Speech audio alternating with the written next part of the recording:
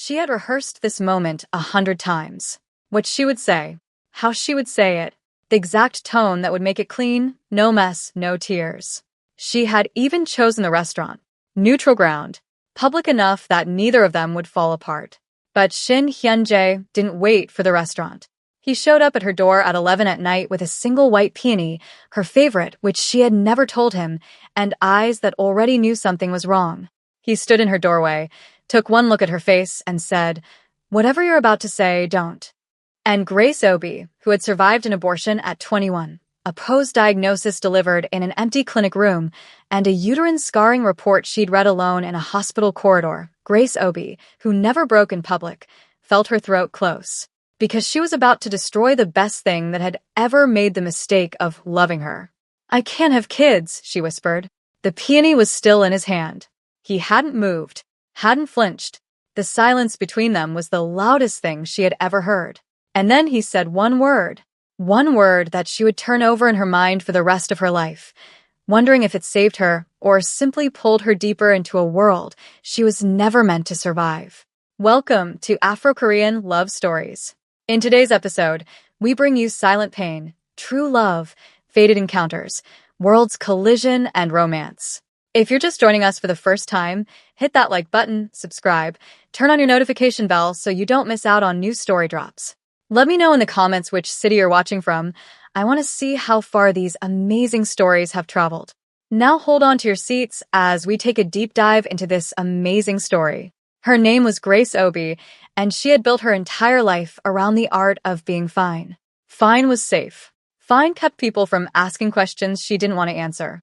Fine was the smile she had perfected at 21, sitting in a clinic in Lagos, signing paperwork for a procedure she had agreed to because the man sitting outside in the waiting room had looked at her with those tired eyes and said, "I'm not ready, Grace. I'm just not ready." She had nodded. She had been fine. She found out about the PCOS 3 weeks later, a routine post-procedure checkup. The doctor had said the words carefully, the way doctors do when they're not sure how much a patient can absorb in one sitting. Polycystic ovary syndrome, likely present for years. The irregular cycles Grace had always blamed on exam stress. The fatigue. All of it, not stress. Her own body, quietly working against her. The man who wasn't ready never knew. She never told him. There was no point. He had already moved on by then. So had she. Technically, medicine became everything. 6 years of becoming someone who fixed other people because she had run out of things to fix in herself. She was brilliant at it, focused in a way that her colleagues mistook for ambition. It wasn't ambition. It was occupation. Keep moving. Keep working. If you stop, you feel it. The transfer to Seoul General came in the spring. Prestigious. Competitive. Exactly the kind of opportunity that doesn't leave room for hesitation. She packed 2 suitcases, said goodbye to her mother, and boarded a flight to a city where nobody knew her name. 3 months in, she had found her rhythm. A small apartment in Mapogu. A coffee place 2 blocks from the hospital that made something close enough to strong Lagos coffee that she had stopped grieving the real thing. Colleagues who were warm once they trusted you. A language she was slowly, stubbornly learning. She had almost started to feel like a person again. Then the results came back. She had requested the full gynecological workup herself. Routine. She was a doctor. She knew what the pros meant long-term. She knew the questions to ask. She knew the tests to run. She had been waiting 2 weeks for the report with the practiced detachment of someone who had already emotionally prepared for bad news. Asherman's syndrome. Intrauterine adhesions. Significant scarring of the uterine cavity. Most likely a consequence of the procedure 6 years ago, compounded by the hormonal complications from the PCOS. The chances of carrying a pregnancy to term low. Significantly low. She read it once. Then again. Then she folded the paper, slid it into her coat pocket, and walked out of the consultation room into the corridor. She needed 30 seconds. Just 30 seconds to breathe before she went back to being fine. That was when she heard the footsteps. She heard him before she saw him. He was walking back from the gynecology wing, his younger sister beside him, talking at him the way younger siblings do, fast, annoyed, gesturing with both hands. He wasn't listening to a word she said. His eyes had already found Grace. She straightened, slid the report deeper into her pocket, arranged her face. "Dr. Obi." His Korean was precise. Everything about him was precise. Tall, dark-suited. Mr. Shin, she said. Warm. Professional. How did Ji-Eun's consultation go? Fine, Ji-Eun said, rolling her eyes. He made them repeat everything twice. I asked for clarification, Hyunjae said, without looking away from Grace. Ji-Eun muttered something in Korean that Grace's 3 months of vocabulary wasn't equipped to decode. Probably unflattering. The hormonal panel result should be ready by Thursday, Grace said. Dr. Yoon will call you directly. But everything looks manageable. Nothing to worry about. I'm not worried about Ji-Eun, he said. A beat. Are you all right? The question landed so quietly it almost didn't register. Grace blinked. Her smile didn't waver. Of course. Long afternoon. He looked at her for exactly 1 second longer than necessary. Then he nodded once and guided his sister toward the exit. Grace watched them go. Exhaled once. Went back to being fine. He came back on Thursday. Ji-Eun's results were ready. Dr. Yoon's office was on the 4th floor. Grace's department was on the 2nd. There was no logical reason for Shin Hyunjae to pass through her corridor on his way in or out. He passed through anyway. Dr. Obi. Mr. Shin. He paused, looked at her the way he always did. You look better today, he said. I wasn't unwell before. I know, he said, and walked on. It became a pattern.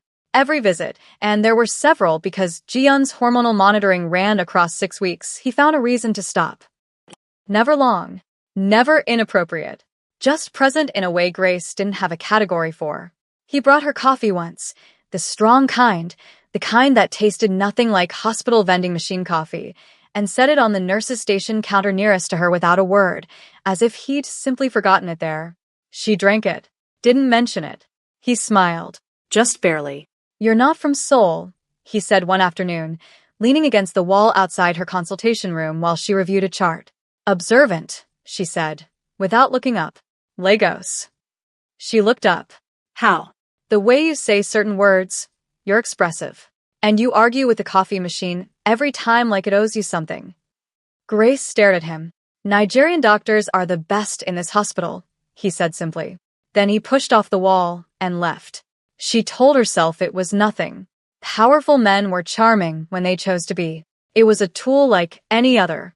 She had seen it before. She knew exactly what it looked like and exactly how to remain unaffected by it. Except Shin Hyunjae wasn't performing charm. That was the problem. He wasn't saying the right things. He was saying the true things. Small, precise observations that told her he had been paying far closer attention than any corridor exchange warranted. He noticed she skipped lunch on heavy clinic days and started leaving food near her station, never directly, always plausibly accidental. He noticed she tensed slightly whenever the hospital intercom crackled unexpectedly, so he always waited for the silence before he spoke to her. He noticed everything. And Grace, who had spent 6 years making herself invisible to protect herself from exactly this kind of attention, felt herself being slowly, carefully seen. It terrified her, because somewhere between the coffee and the way he said her, she had started watching the door, waiting for Thursday, waiting for him. And underneath all of it, tucked under a heap of medical files like a quiet bomb, the report she hadn't thrown away yet. The one that told her exactly why this, whatever this was becoming, could never be allowed to go anywhere. She just needed to remember that. The first time he asked her to dinner, she said no. Professionally, warmly, with a perfectly constructed excuse about early rounds and a research submission deadline that was technically true but had nothing to do with why she was refusing. He accepted it without argument. No pressure. No second push. Just a single nod and a quiet another time. She told herself she was relieved. The second time he asked, Ji-Eun's monitoring was complete. There was no more legitimate reason for him to be at Seoul General. Grace had half convinced herself that the visits would simply stop, that without the medical appointment as a framework, Shin Hyunjae would redirect his attention toward whatever empire required managing, and she would go back to being a foreign doctor in a city that didn't know her name. Instead, he called. Not a text. A call. At 7 in the evening, while she was sitting cross-legged on her apartment floor eating ramen straight from the pot because she hadn't bothered with a bowl. She stared at his name on the screen for 4 full rings. Hello. You haven't eaten properly, he said. No greeting. No preamble. Excuse me? I'm outside your building. There's a restaurant 2 streets down that makes jollof rice that won't hurt your taste buds. Come down. Grace looked at her Ramian, looked at the door, looked back at her Ramian. How do you know where I live? Don't worry about that, Grace. She was no longer Dr. OBI. First time he had used her first name. Just like that. Slipped it in like it had always belonged in his mouth. She went downstairs. Dinner was not what she expected. She had braced for performance. For the curated version of himself that powerful men deploy in restaurants. The carefully chosen wine, the subtle flexing of influence, the conversation designed to impress rather than connect. She had her armor ready. He talked about his sister. About how Jiyeon had been 13 when their mother died, and how he had raised her mostly through trial and error and sheer refusal to let anything else go wrong. About how she was studying architecture now and argued with him about everything, and was the only person on earth who could make him feel genuinely stupid in under 4 sentences. He said all of this looking directly at Grace, quietly, without performing vulnerability. Just stating facts about himself the way someone does when they've decided to let you in. Why are you telling me this? Grace asked. Because you never tell me anything. So, I'm going first. She looked at him across the table. This man, this still, controlled, dangerous man who had somehow learned which coffee she preferred and remembered that she laughed when she was caught off guard and was now sitting across from her talking about raising his teenage sister like it was the most natural thing in the world. I grew up in Lagos, she said. Slowly. Like she was testing how it felt to offer something real. Ikeja GRA. My mother taught secondary school English. My father was an engineer who treated every problem in life like it had a technical solution. Did it work? Sometimes. Not always. He nodded. Didn't push. That was the night Grace Obi made her first mistake. She let herself enjoy it. They fell into something neither of them named for weeks. Dinners that ran past midnight. Walks through Han River Park at hours when the city finally went quiet. Phone calls that started practical and ended nowhere near where they began. He sent her music, old Korean ballads with English translations typed out underneath, no explanation, just the lyrics landing in her messages at odd hours like something he'd been thinking about and couldn't keep to himself. She sent him back her Afrobeats playlists from artists he'd never heard of. He listened to every single one. Started referencing lyrics in conversation with the casual confidence of a man who had done his research thoroughly and wasn't going to pretend otherwise. He was learning her. She was letting him. And underneath every dinner, every late call, every moment, she caught herself smiling at her phone like a woman who had forgotten what she was protecting herself from. The report sat in her bedside drawer, moved there from underneath the pile of documents on a night she couldn't sleep. As if proximity to it while she dreamed would help her remember what she was supposed to do with it. She was supposed to end this. She knew exactly what Shin Hyun-jae was. Not just powerful, rooted. A man building something that was meant to last generations. She had heard enough, paid enough attention during his careful, deliberate self-disclosures to understand that legacy wasn't a concept to him. It was a mandate. The Shin name. The continuation of something. She could not give him that. Every time she rehearsed the conversation in her head, it ended the same way. She would tell him the truth. He would be gracious about it, because he was always gracious, and then he would redirect his life toward a woman whose body hadn't already made the decision for both of them. It was the logical conclusion, the only fair outcome. She just kept not doing it. Then one evening, everything shifted. They were in his apartment for the first time. She had agreed to dinner there because Jiyeon was visiting and had practically demanded Grace come, and it was impossible to say no to Jiyeon when she wanted something, a trait Grace suspected she had inherited from her brother. Jiyeon had fallen asleep on the couch mid-movie, wrapped in a blanket, entirely unbothered. Hyun-jae had turned the volume down without being asked. Grace was watching him do it, this small, careful gesture. This man who moved through the world like a verdict being quietly tender with his sleeping sister, and something in her chest came completely undone. He turned and caught her looking. Neither of them spoke for a moment. Then he crossed the room, sat beside her, and took her hand. No speech. No declaration. Just his hand around hers, steady and certain, like a door closing on every exit she had been keeping open. Hyun-jae. Not tonight, he said quietly. Whatever it is. Not tonight. She looked at their hands, his thumb moving slowly across her knuckles. The city quiet outside the window. She nodded. Not tonight. But the morning always comes. Let's pause for a second, because I need you to sit with that for a second.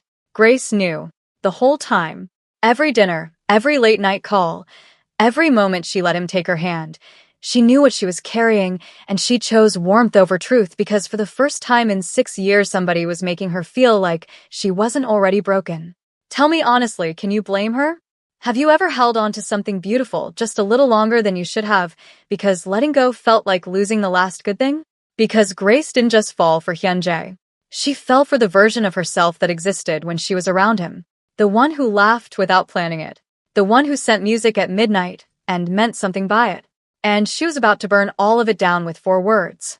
Do you think Grace should have told him about her condition before things got any deeper? Do you think he deserved to know about an information this huge? Do you think he'd stay knowing the empire he wants to build has a 50-50 chance of ending with his bloodline?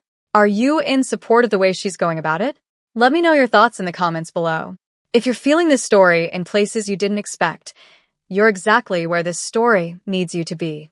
Hit that like button right now, and subscribe if you're still yet to, because this next part is where everything breaks open, and you do not want to miss it. She chose a Sunday. Sundays felt merciful somehow. Softer. Like the day itself would absorb some of the damage. She had rehearsed it clean. 4 sentences. No elaboration, no backstory, no invitation for him to talk her out of it.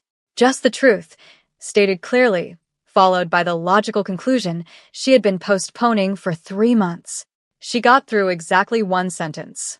I need to tell you something I should have told you before any of this started. He was standing at his kitchen counter, making coffee, the strong kind, the kind he had learned she preferred, with his back to her. His hands didn't stop moving, but something in his shoulders changed. A barely perceptible shift. The kind of stillness that isn't relaxation. He knew something was coming. He turned around, leaned against the counter, crossed his arms, not defensively, just the way he arranged himself when he was preparing to receive something difficult.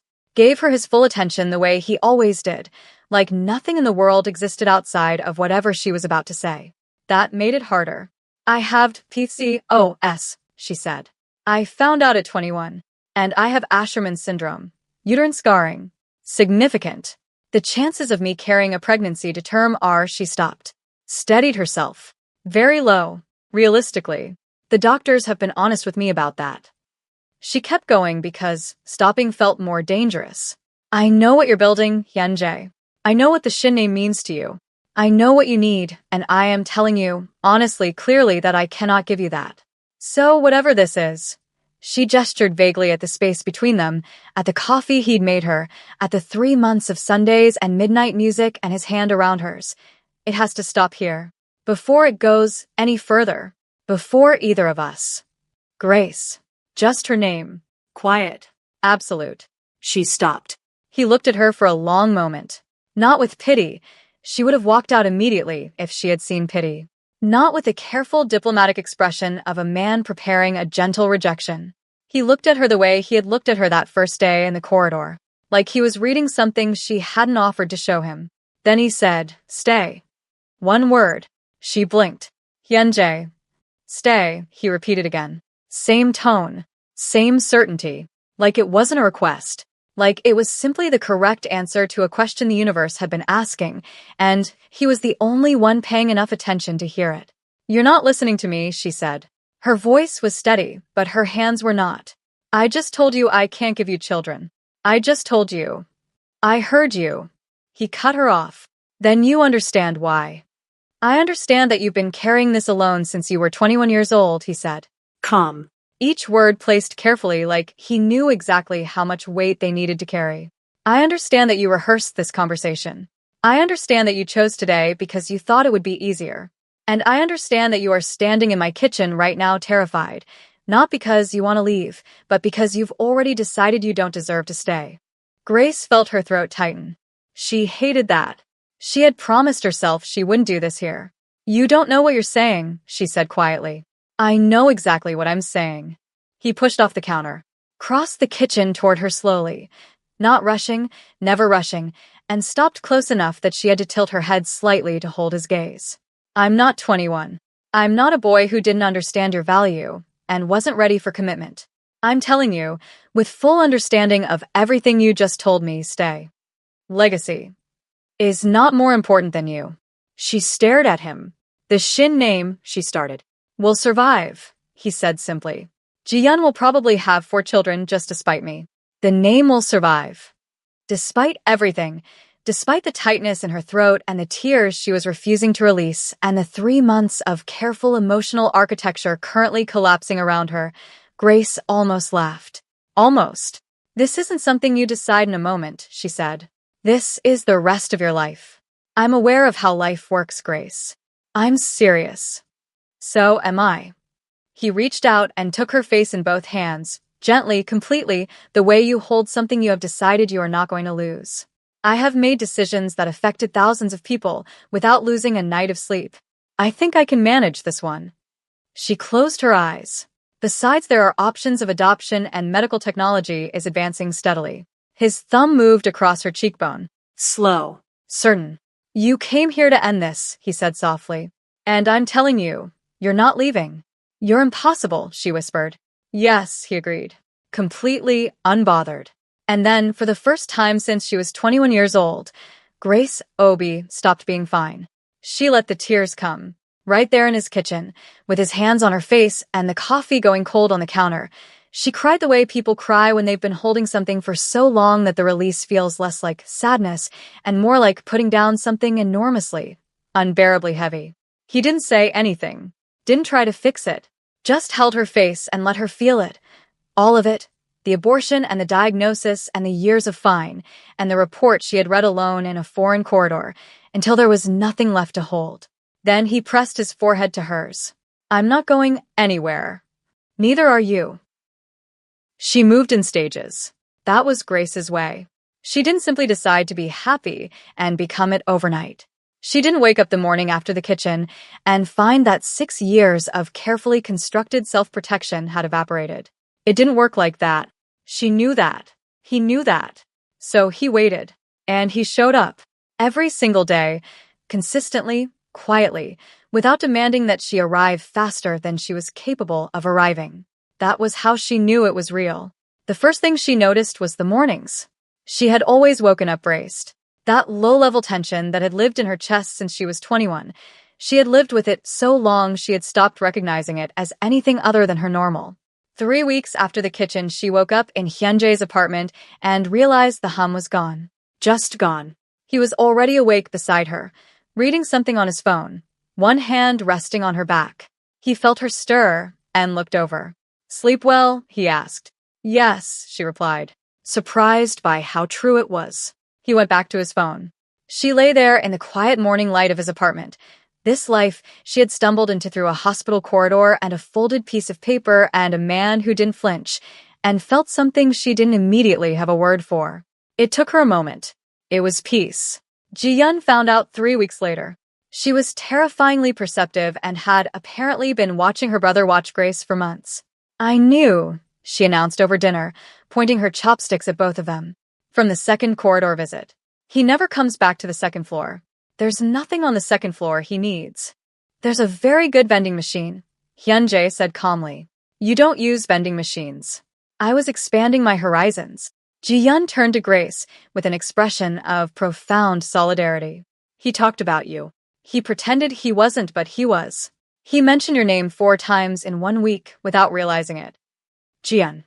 5 times, actually. I counted. Grace looked at Hyunjae. He was looking at his food. Grace started laughing. 5 times, Grace said. She laughed until her eyes watered. He proposed on a Tuesday. No grand gesture. No restaurant chosen for its lighting or its reputation. They were in her apartment, her small Mapogu apartment that she had never quite finished decorating because some part of her had always been ready to leave at short notice. He was sitting on her floor, helping her finally hang the painting she had bought 3 months ago and never mounted because the walls felt too temporary. He had the drill. She had the measuring tape. They had been arguing pleasantly about centimeters for 20 minutes. Then he put the drill down, reached into his jacket pocket, set a ring on the floor between them. Grace stared at it. You said you couldn't give me everything. I'm telling you again, you're enough. Exactly as you are. Whatever comes after this, we figure it out together. But I'm done figuring out my life without you in it. She looked at the ring. Then at him. This man who had found her in a corridor holding a piece of paper that she thought had ended her story before it began. This man who had brought her coffee and learned her music and held her face while she fell apart in his kitchen and never once made her feel like a woman with limitations. He had made her feel like her younger self again. You're still impossible, she whispered. Consistently, he agreed. She picked up the ring. They married in the spring. Small. Intentional. Ji-yeon cried through the entire ceremony and denied it fiercely afterward. Grace's mother flew in from Lagos and spent the first 10 minutes assessing Hyunjae with the focused energy of a woman who had raised a daughter alone and was not about to hand her to someone unworthy. By the end of the evening, she had taught him 3 Igbo phrases and declared him acceptable in a tone that left no room for interpretation. Hyunjae received this verdict with complete seriousness and immediately asked her to teach him a 4th phrase. Grace watched them from across the room, her mother laughing, her husband leaning in attentively, the 2 most important people in her world occupying the same space, and felt the last piece of something settle into place. A year later, Grace fell pregnant. Unexpectedly. Against the odds the report had laid out in clinical, unforgiving language. Against everything she had prepared herself to accept. One morning, one test, one line that shouldn't have been there. She sat on the bathroom floor for a long time. When she came out, Hyunjae was in the kitchen, making coffee, unhurried, completely ordinary, and she walked straight to him and put the test on the counter, without a word. He looked at it. Then at her. She watched his face move through something she had never seen on it before. All that control, all that careful stillness, it didn't hold. His eyes went bright. He pulled her into him without speaking. She pressed her face against his chest and listened to his heartbeat. Fast, unguarded, real, and thought about a girl at 21 who had walked out of a clinic believing that was the end of something. It wasn't the end. It was just the long way to the beginning. Some people spend their whole lives running from the thing they're most afraid to want. Grace Obi ran for 6 years and walked straight into it anyway through a hospital corridor on an ordinary afternoon in Seoul. She didn't find him because she was ready. She found him because she was finally too tired to keep pretending she didn't deserve to be found. So tell me, do you believe some people are placed in your path exactly when you need them most? Or do you think Grace should have told him the truth from the very first corridor conversation? And the real question, when he said stay, was that the most romantic thing you've ever heard or the most terrifying? Drop your answers below. This comment section belongs to you. If this story moved something in you, like, subscribe, and turn on your notifications. New stories drop every week, and every single one is built for people who feel things deeply. Share this with someone who needs to hear it today. We'll see you in the next one.